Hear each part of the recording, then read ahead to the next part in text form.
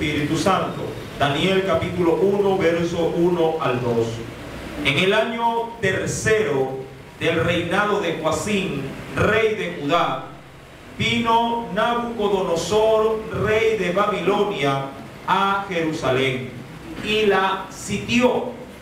Y el Señor entregó en sus manos a Joacim, rey de Judá, y parte de los utensilios de la casa de Dios, y los trajo a tierra de Sinar, a la casa de su Dios, y colocó los utensilios en la casa del tesoro de su Dios. Amén. Hasta ahí la palabra del Señor. Inclinemos nuestro rostro y oremos.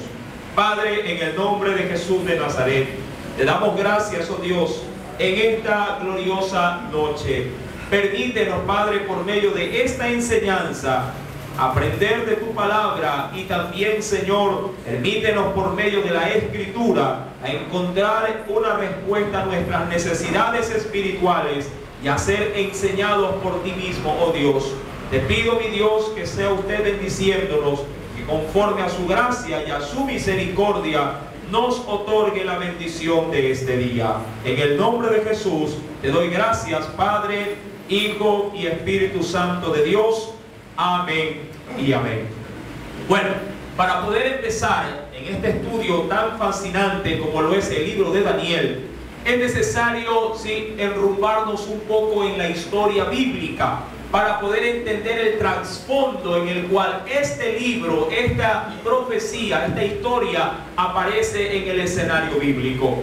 Ante todo, sí, veamos cómo está el escenario hasta la lectura del verso 1 y verso 2. Dice la Biblia en el versículo número 1: en el año tercero del reinado de Joacim, rey de Judá, vino Nabucodonosor, rey de Babilonia, a Jerusalén, dice ahí, y la sitió, eso es, la rodeó, ¿sí? Y la tomó presa, la tomó cautiva. Ahora, ¿qué es lo que había pasado?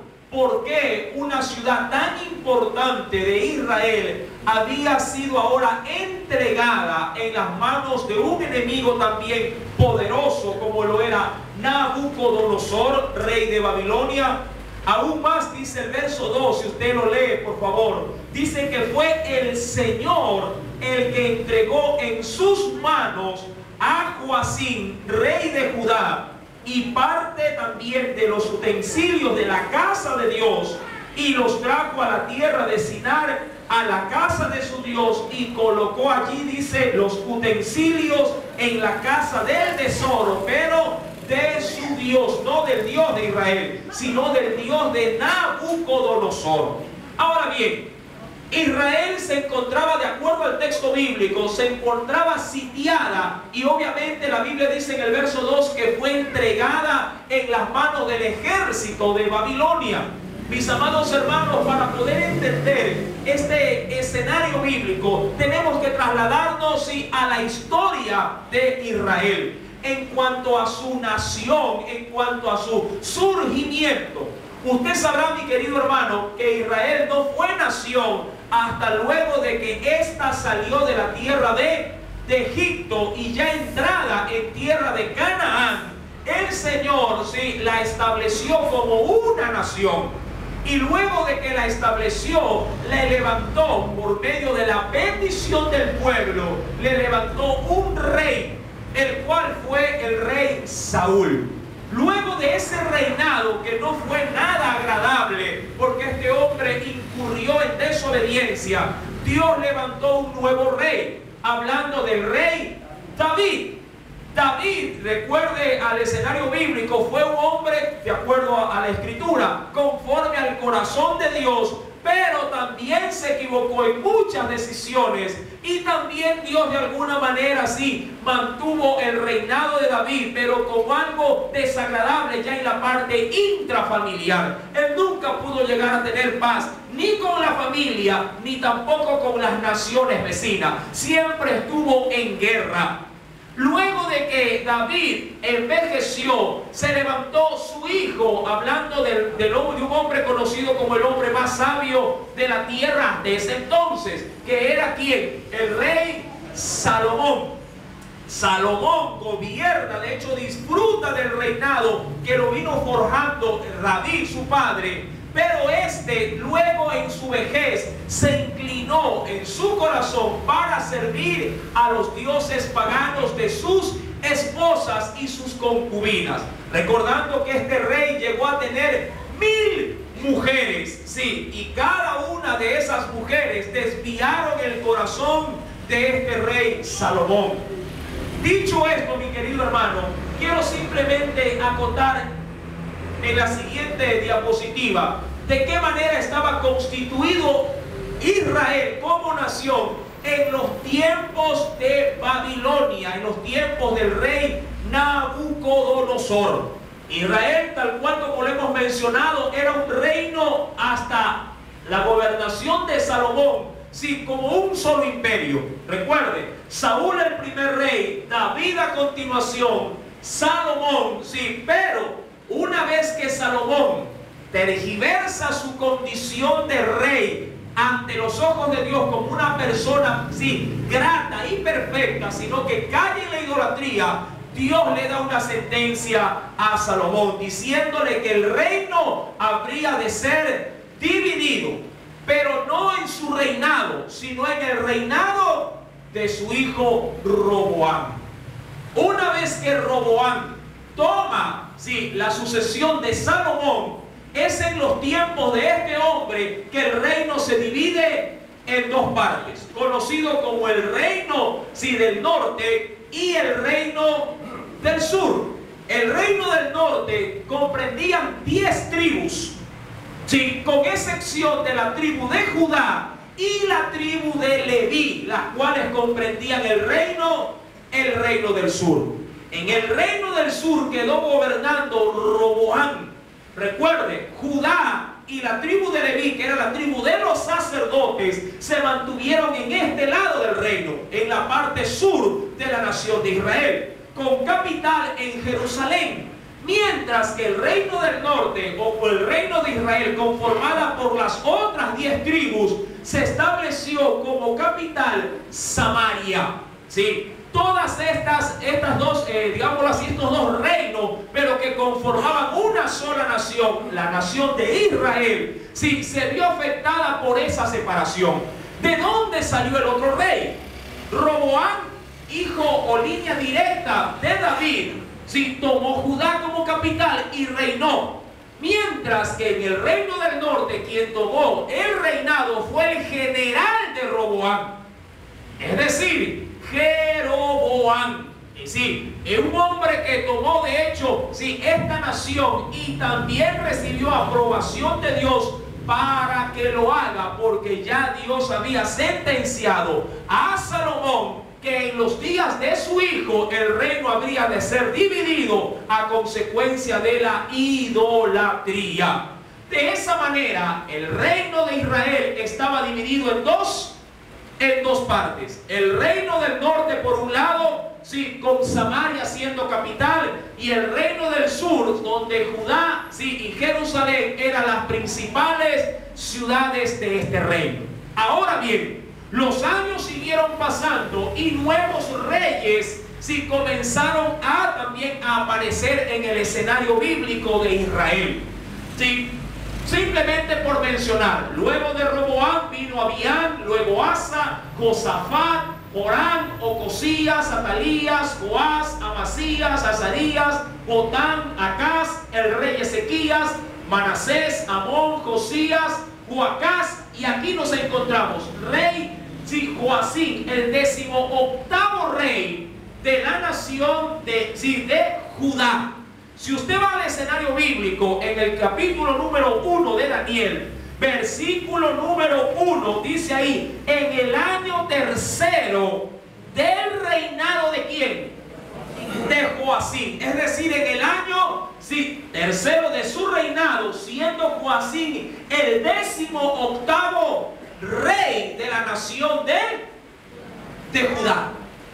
Es justamente a estas alturas, sí, o en esta fecha histórica, avancemos con la diapositiva, por favor. Sí, siendo Joacim, sí, allá más o menos por alrededor del año 608 al año 597 antes de Cristo.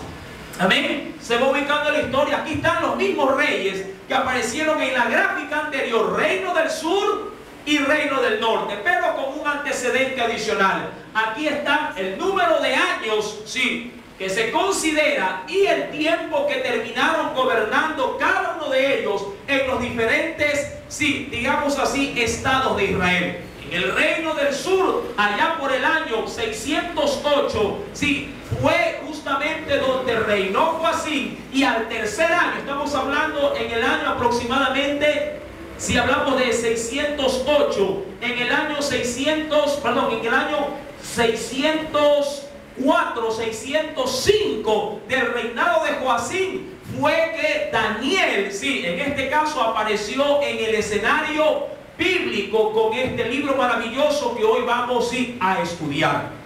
Dicho esto, vamos a corroborarlo por la Biblia, sí, si verdaderamente este análisis que hemos proyectado, también la Biblia lo registra.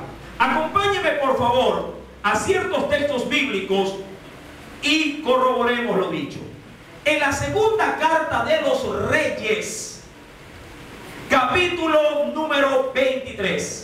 Segunda carta de Reyes, en el Antiguo Testamento, capítulo número 23.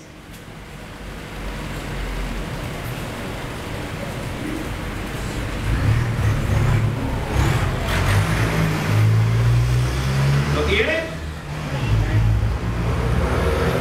Versículo 36.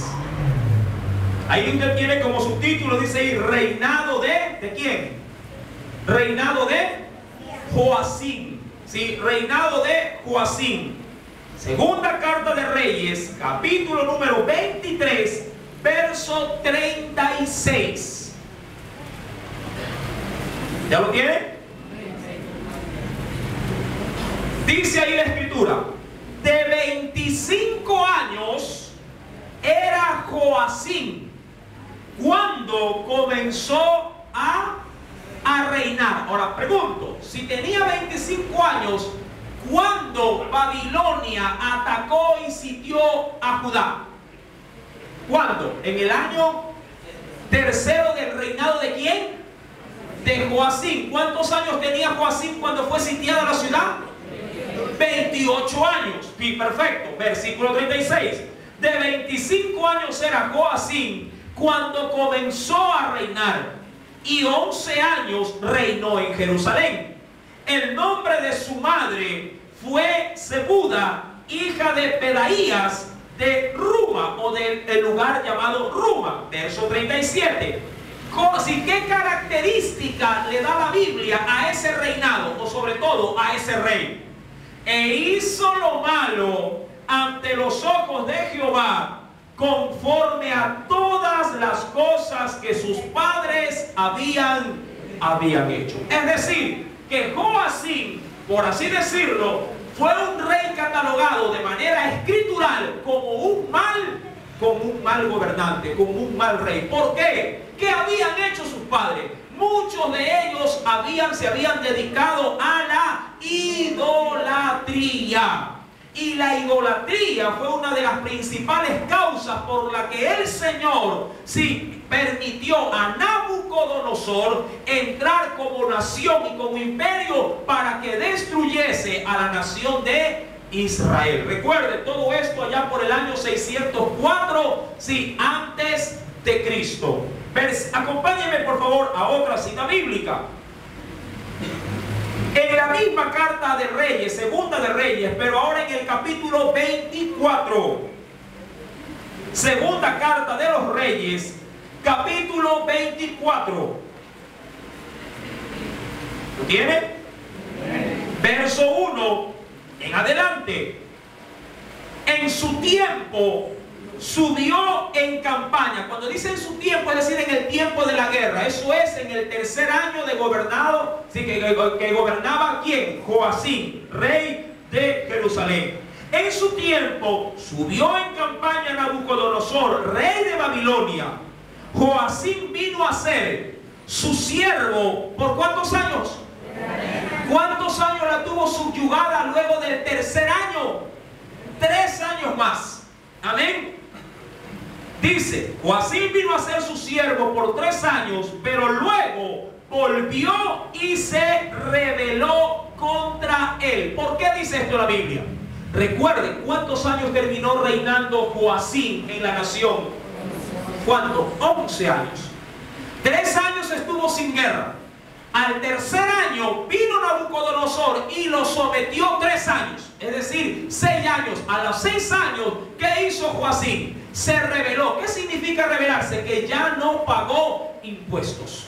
Quiso rebelarse no pagando impuestos. Y obviamente presentó batalla ¿contra quiénes? Contra el rey de Babilonia. Pero, mi amado hermano, todo esto simplemente aperturó el escenario para que la profecía dada por el profeta Jeremías se cumpliese. Ya mismo vamos a ver cómo están los profetas en medio de la situación del libro de Daniel. Ya mismo lo vamos a ver. Terminemos la lectura en Segunda de Reyes capítulo 24. Verso número 2. Pero Jehová envió contra Joacim tropas, no solamente ya de los babilónicos, que eran los caldeos.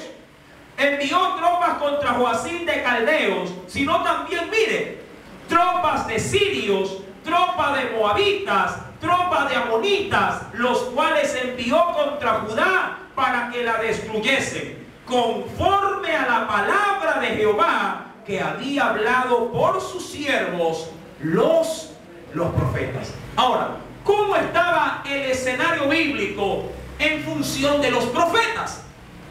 Cuando uno avanza en la Biblia, parece que cuando uno la lee y ve que aparecen los profetas, recuerda entre ellos Isaías, Jeremías, Ezequiel, Daniel, Oseas, pareciera ser que cuando uno lee Isaías y comienza a leer luego de pronto Jeremías, dice, uy, ya el profeta Isaías se murió. Y ahora el Señor levantó un nuevo profeta. O ya se murió Jeremías y ahora aparece Ezequiel. O ya se murió Ezequiel y luego aparece de pronto Daniel. Y no es así.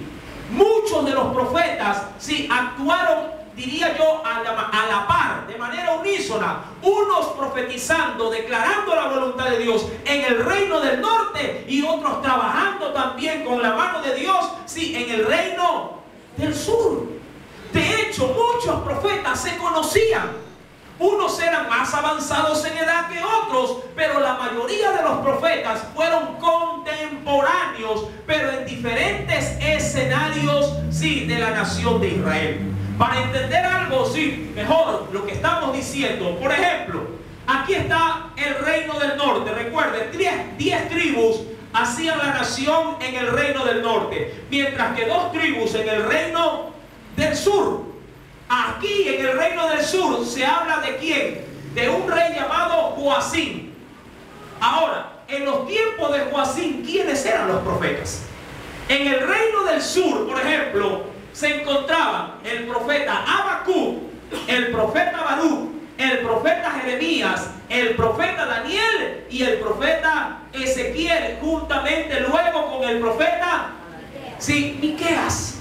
Todos ellos eran contemporáneos. Es decir, que Jeremías conoció a Daniel.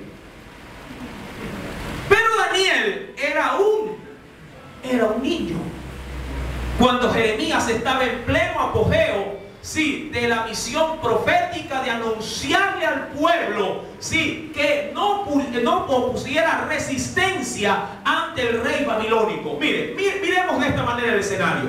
El profeta Daniel advirtió a toda la nación. Por acá estamos. Cuando Elías, ¿cuántos recuerdan de Elías?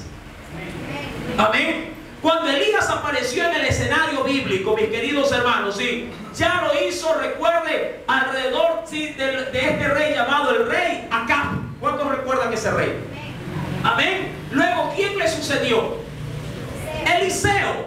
Mientras Eliseo y Elías estaban trabajando en el reino del norte, Joel y Abdías lo estaban haciendo en el reino del sur. Diríamos así, ya Dios estaba trabajando en ambos escenarios, tanto en un reinado como en el otro. Pero recuerde, Dios nunca se olvidó de su pueblo. Siempre envió profetas para anunciarles que lo buscaran y abandonaran la idolatría. Más adelante, por ejemplo, cuando Jonás fue enviado a Siria para predicarle a Nínive, sí, Amós y Oseas estaban predicando en el reino del norte, mientras que Abdías ya estaba trabajando en el reino del sur, con estos reyes. ¿Con cuáles reyes? Joram, Ocosías, Atalías, Joás, Amasías y Osías. Dios siempre tuvo profetas dispuestos para llevar mensaje fresco al pueblo. Ahora, si me refiero al profeta Isaías, Isaías fue uno de los profetas que predicó a su pueblo, advirtiéndole de que se arrepintiera porque vendría castigo de Dios.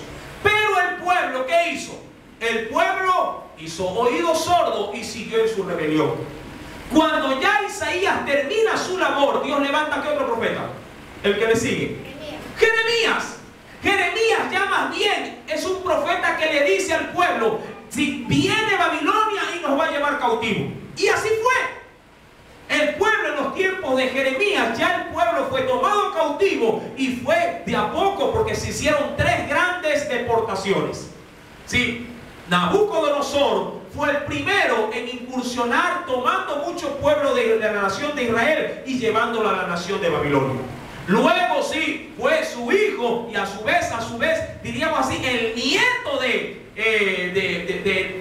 Nabucodonosor fue el que incurrió en la última deportación, pero ya puso fuego a la nación, sí, de Jerusalén.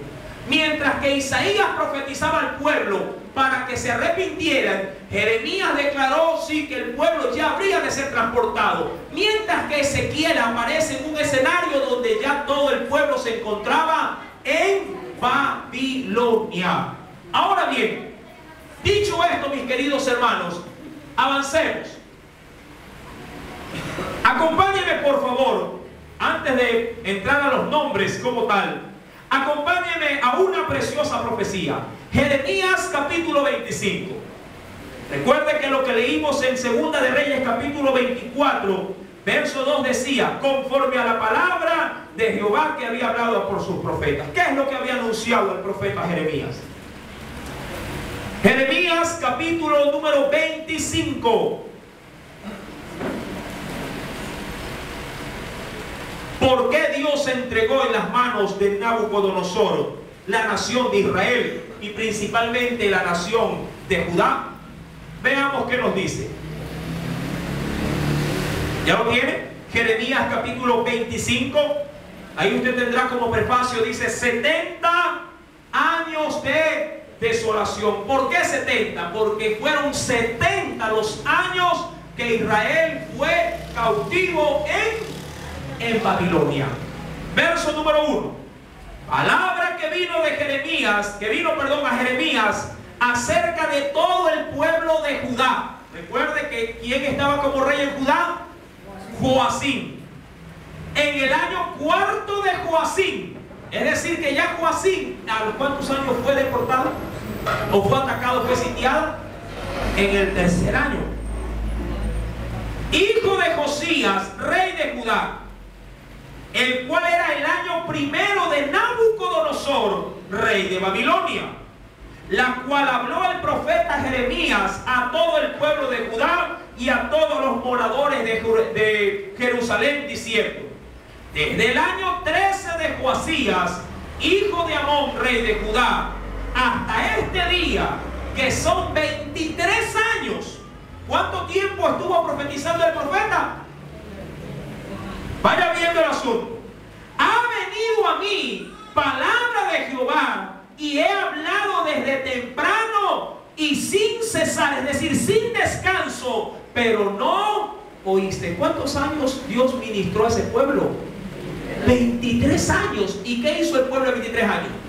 Por una oreja le entró el mensaje y por el otro se le salió. Verso número 4. Y envió Jehová a vosotros todos sus siervos los profetas. Ya vimos en la gráfica anterior, retrocedamos por favor. Sí. ¿Cuántos profetas había mandado el Señor? A muchos profetas.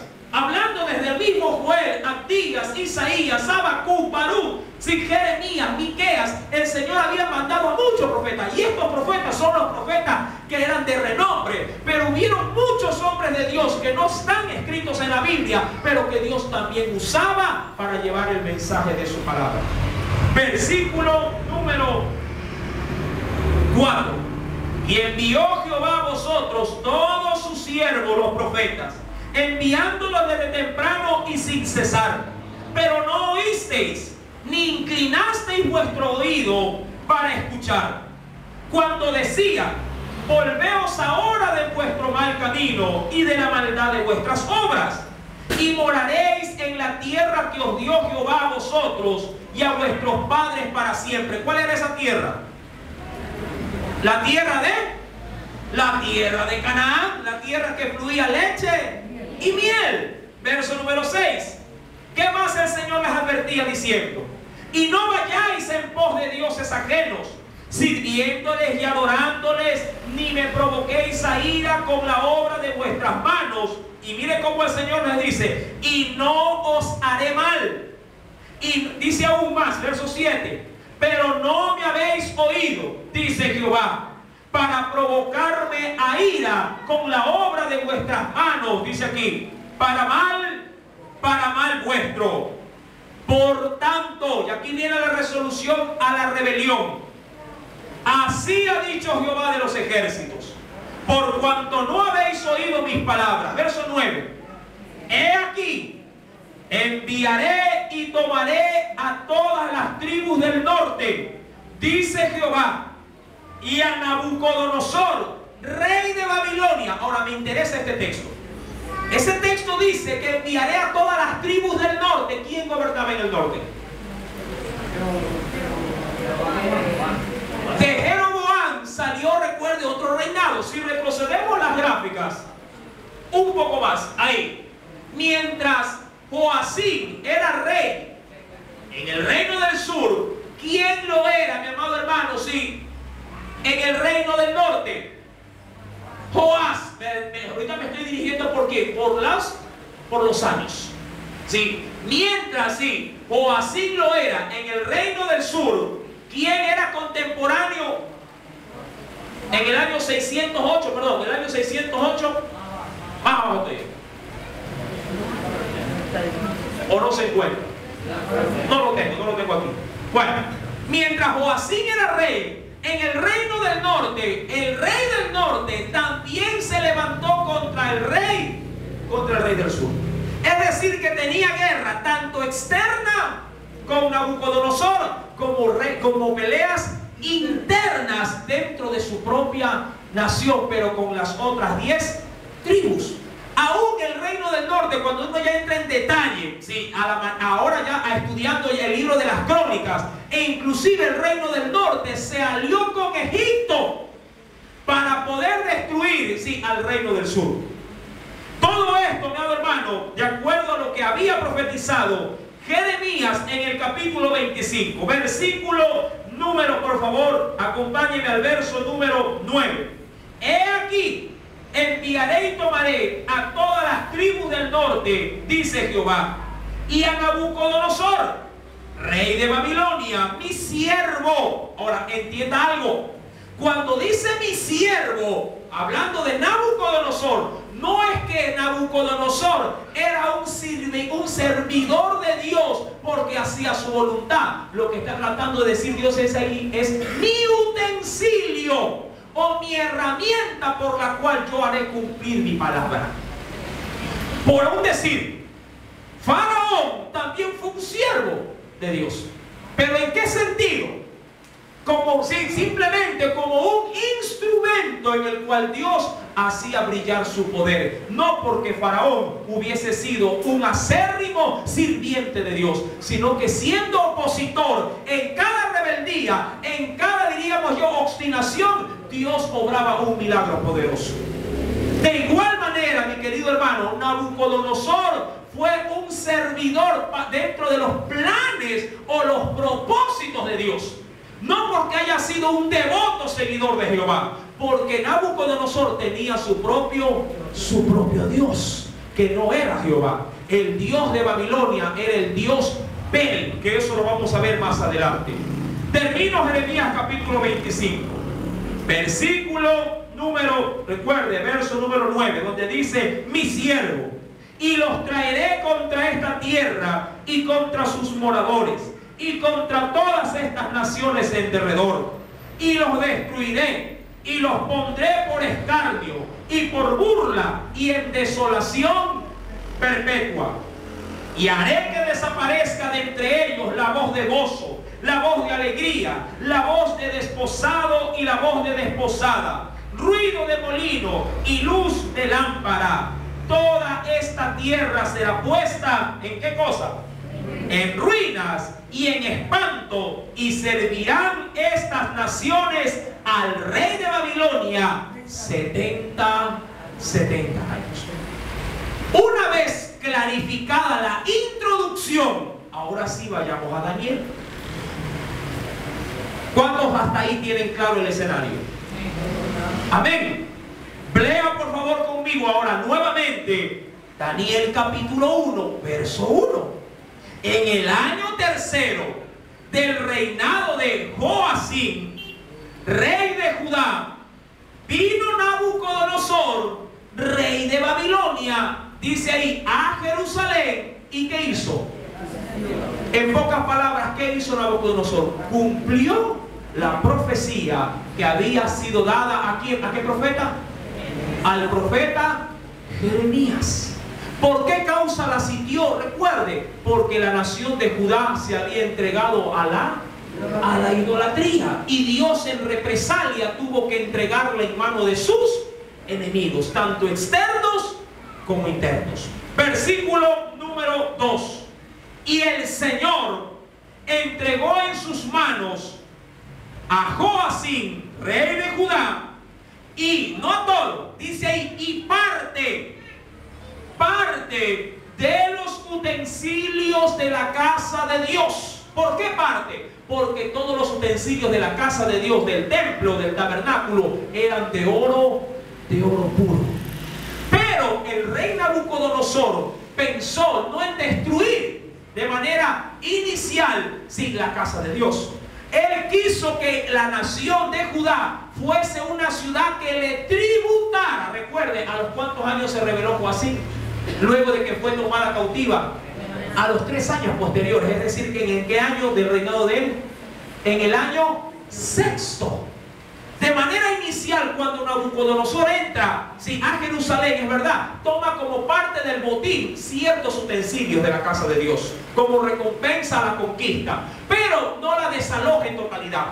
Deja simplemente lo necesario para que el pueblo siga sirviendo a sus dioses, el pueblo siga de alguna manera con su ritmo habitual de vida, pero para que este pueblo le genere tributos para el rey de Babilonia.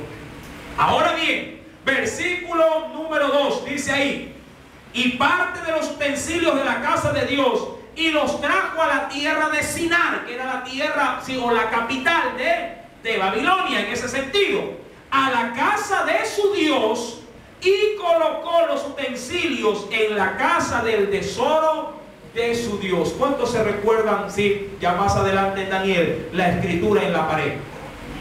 Con Belsasar. Amén. Ellos estaban libando con los utensilios de la casa de Dios, y eso trajo unas repercusiones fatales para la nación de Babilonia, pero eso lo estudiaremos en su debido tiempo. Ahora bien, antes de avanzar, una vez clarificado cómo estaba la nación de Israel frente a sus enemigos, ahora sí veamos quién era Daniel. Y he traído los significados a sus nombres. Primer punto, Daniel. Para aquellos que han traído dónde apuntar, este libro aparentemente nació en el año 625 antes de Jesucristo. Hay otros que dicen que fue en el año 145 antes de Cristo, ya que fue escrito, dicen otros historiadores, en el tiempo del periodo del silencio, de los 400 años que hubo entre el profeta Malaquías y el Evangelio según San Mateo. Sea cual fuere el origen en cuanto al año de escritura de este libro, algo es cierto: la historia de Daniel es una historia verdadera. Tan verdadera que aún el mismo Jesús lo nombra como referencia para el cumplimiento de la profecía del retorno de Cristo a esta tierra. Amén. Ya que Jesús hace alusión a la abominación desoladora de la cual habla el profeta Daniel. Eso el Señor se lo dijo a su pueblo cuando les decía: danos una señal para saber el cumplimiento de los tiempos. Y Jesús, haciéndole referencia a su pueblo, les dice: si tal como lo dijo el profeta Daniel, cuando veáis en este caso la abominación desoladora puesta en el tabernáculo, huyan, porque ese será el tiempo. Ahora, pero eso lo veremos más adelante también. Versículo número 3. Antes de adentrarnos en los nombres. Y dijo el rey. ¿Quién era el rey de Babilonia? Nabucodonosor. Y dijo el rey. ¿A quién? A Aspenaz. ¿Quién es Aspenaz? ¿Qué nos dice ahí? Jefe de sus eunucos. Ahora, el término eunuco, bien se lo puede entender como castrados. El jefe de los hombres castrados. Por lo general, cuando se tomaban prisioneros varones para que vayan a servir a la casa del rey, tenían que pasar por la castración. Es decir, que los genitales del varón eran cortados. ¿Con qué intención lo hacían? Para que estos no se vean expuestos, ¿a qué cosa? A acostarse con el harén que tenía, el rey. Y de alguna manera salvaguardaban a las doncellas, que vivían en los palacios del rey. Y sobre estos había un principal encargado de que controlara esta situación. Y en ese sentido, Aspenaz, dice ahí, era el jefe de sus eunucos. Dice ahí: y dijo el rey a Aspenaz, jefe de sus eunucos, que trajese de los hijos de Israel. ¿Pero de qué? ¿De qué tipo de personas? Del linaje real de los príncipes. Ahora, si hablamos de Daniel, de Ananías, Misael y Azarías, todos ellos tenían linaje real. Porque si no, Aspenaz no los hubiese considerado para la orden que el rey había dado. Ahora, ¿qué significa Daniel? Dios es mi juez. Ananías, a quien Jehová ha favorecido. Misael, quien es lo que Dios es. Azarías, a quien ayuda Jehová. Esos eran los nombres iniciales, o diríamos los nombres originales por los cuales estos muchachos eran conocidos. ¿Cuál debió haber sido la edad aproximada que ellos tenían a la hora de ser transportados a Babilonia? Dicen los entendidos, entre 12 y 14 años de edad, no más. Entre 12 y 14 años, es decir, que eran unos niños. 12 y 14 años. Versículo número 3. Dijo el rey Aspenaz, jefe de sus eunucos, que trajese de los hijos de Israel, del linaje real de los príncipes, muchachos, no eran ni jóvenes, no eran ni adolescentes, eran unas criaturas, en quienes no hubiese, dice la escritura, en quienes no hubiese tacha alguna, eso es decir, sin defecto. Si alguien era medio visco, aun cuando sea linaje del rey, no podía ser llevado. Si alguien era cojo, no podía ser llevado. Si alguien había nacido con alguna malformación, no podía ser considerado. ¿Por qué? Porque en este caso los babilónicos asociaban la perfección del cuerpo con la gracia de poder también concebir gran entendimiento. Es decir, que para los babilónicos la belleza y la perfección era sinónimo de sabiduría. Si alguien era feo, le decían: tú no eres sabio, y lo mandaron fuera de la corte. Gracias a Dios esos conceptos ahora no se aplican, ¿verdad? Usted puede ser desengañado, pero puede ser muy sabio, ¿verdad que sí? Porque tenemos la mente la mente de Cristo, y Él es el que nos da la sabiduría.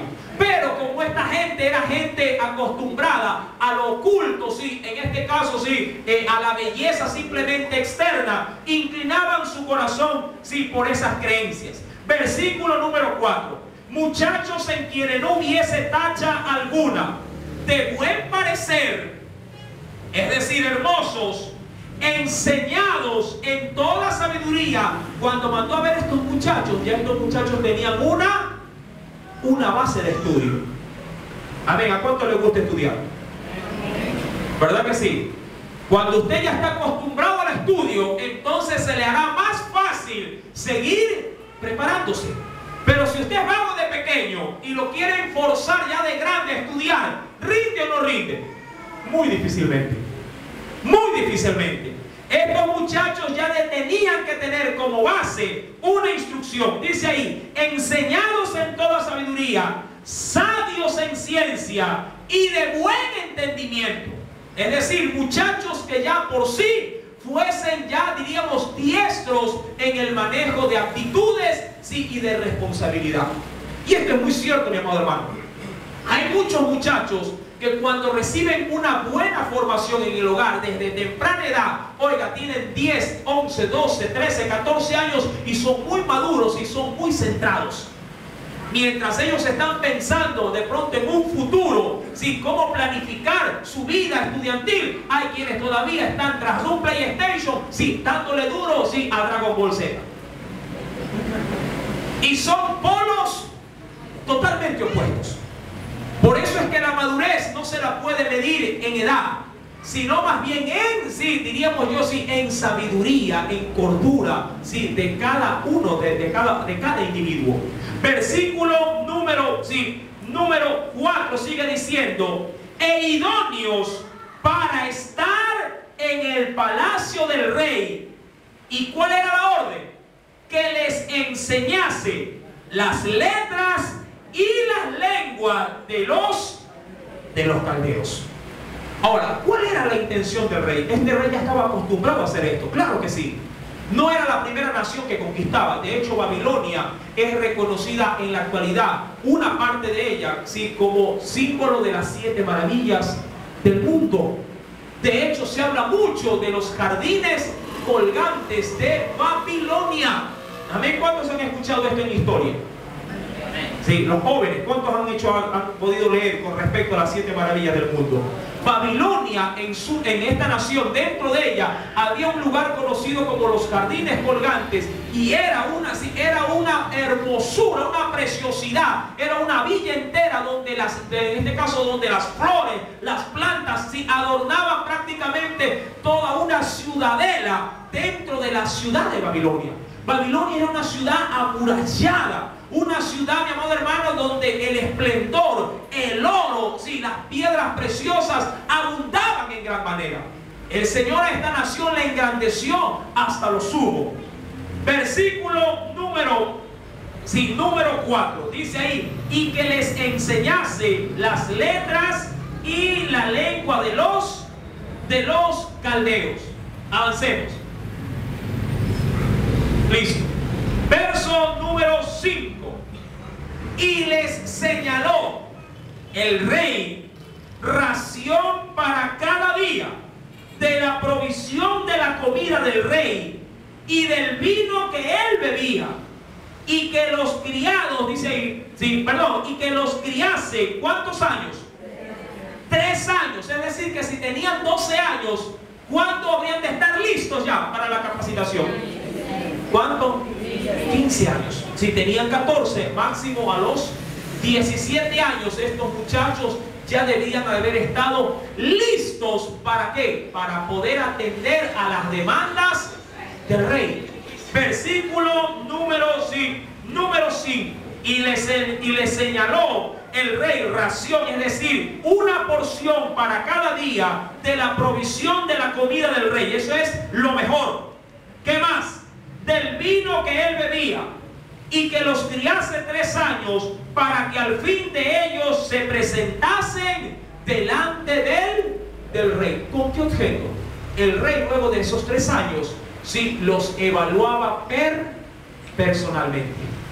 Si estos muchachos no habían aprovechado el estudio y el seguimiento, quien moría primeramente era ¿quién? ¿Quién? El jefe del eunuco. ¿Cómo se llamaba? Dice el versículo número 3, Aspenaz. Si él no cumplía su labor, automáticamente la primera cabeza que rodaba era de Aspenaz. Si él hubiese desatendido la orden del rey, él pagaba con su vida. Pero, amado hermano, este hombre cumplió con su cometido. Versículo número 6. Entre estos estaban ¿quién? Daniel, ¿quién más? Ananías, Misael y Azarías. Dice ahí, de los hijos de Judá. Versículo número, ya vimos los significados, ¿no? Verso número 7, retrocedamos en los nombres. Gracias. ¿Qué pasó? Verso 7. A estos, el jefe de los eunucos, es decir, Aspenaz, puso nombres. Puso a Daniel, ¿cómo le puso? ¿Cómo lo llamó ahora? Belsasar. ¿A quién más? A Ananías lo llamó Sadrach. A Misael, ¿cómo lo llamó? Mesac. Y por último, a Azarías lo llamó Abed-nego. ¿Cuál era la intención de cambiarles el nombre? Había una sola intención: cambiarles la identidad. Cuando alguien se cambia el nombre es porque quiere cambiar su identidad. Y eso es lo que, y así diría yo, era la estrategia que Babilonia usaba para conquistar reinos. Si trataba de introducirle su cultura, a una cultura. Es decir, que ellos subyugaban de manera muy sabia a los pueblos, poniendo su cultura sobre la cultura de ellos. Y amado hermano, eso a mí me da una gran lección espiritual. No importa donde el hombre pueda vivir, no importa en la nación que éste se radique, nuestra identidad como hijo de Dios no puede perderse jamás. Indistintamente donde viva, indistintamente con quién se junte o quién esté a su lado o con quien usted pueda compartir, la identidad cristiana no puede perderse por nada ni por nadie. Y la nación babilónica tenía como estrategia para poder captar sirvientes para sí, de alguna manera, cambiarles la identidad. Y cada nombre, de cada uno de estos varones, de estos jóvenes, estaba asociado, a sus dioses. Por ejemplo, el nombre de Daniel dice que fue cambiado por el de Belsasar. Este primer término, Bel, es el nombre del dios babilónico. Bel, así se llamaba. El dios babilónico era el dios Bel. Un hombre, una estatua con una esfinge a manera de buey. Conocido ya a la hora de interpretar como príncipe de Bel. Imagínense, ¿cómo se llamaba antes? Dios es mi juez. Y de la noche a la mañana dijeron, ¿qué Dios es tu juez? Tú eres príncipe de Bel. Muchos dicen, a manera de interpretar, príncipe de Luzbel o de Satanás. Imagínense que un día te digan hijo de Dios y después te digan, oye, hijo del diablo, ya llegaste. Pero ¿con qué objeto? Para alabar, de alguna manera, su identidad. Pero amado hermano, Daniel, no importara cómo le llamaran, si hijo del diablo, hijo de las estrellas, hijo del buey, él sabía que Dios era su juez. Y como juez de la tierra, él tenía que caminar en justas veredas, en justas sendas. Y aun cuando era un muchacho, no, amado hermano, no, de alguna manera no interpuso su nueva cultura, su nuevo señorío, no pudo hacerle cambiar su manera de pensar y su manera de vivir. Amados hermanos, ¿cuántas veces los muchachos, los niños, por un juego, por una, diríamos así, por una pequeña o leve insinuación, pueden hasta cambiar, diríamos así, su identidad por Cristo? ¿Cuánta gente, amado hermano, se deja fascinar por los placeres de este mundo y de qué manera tan sencilla se despojan de su identidad cristiana? ¿Cuántas veces por un deporte, como el otro día estábamos hablando con respecto a la idolatría, mucha gente deja las filas del cristianismo y se va a las filas de las barras? Y ahí con su vocabulario se olvida de que su boca es para rendirle tributo a Dios, y en vez de gritar cosas para Dios, grita cosas para el hombre. Amén. Un hombre que tiene identidad, una mujer que tiene identidad, sabe que sus labios, su vida, todo su ser es de continuo sin consagrado a Dios. A Ananías le llamaron Sadrach, que significa Ra, en ese término, sí, que es igual a rey. Recuerden cómo se llamaba Ananías antes, a quien Jehová había favorecido. A Misael, sí, le llamaron Mesac, guardaron su primer nombre, pero lo consagraron a Sac, que era la esposa de ¿cuál? De Ben. Sac era, sí, la diosa babilónica.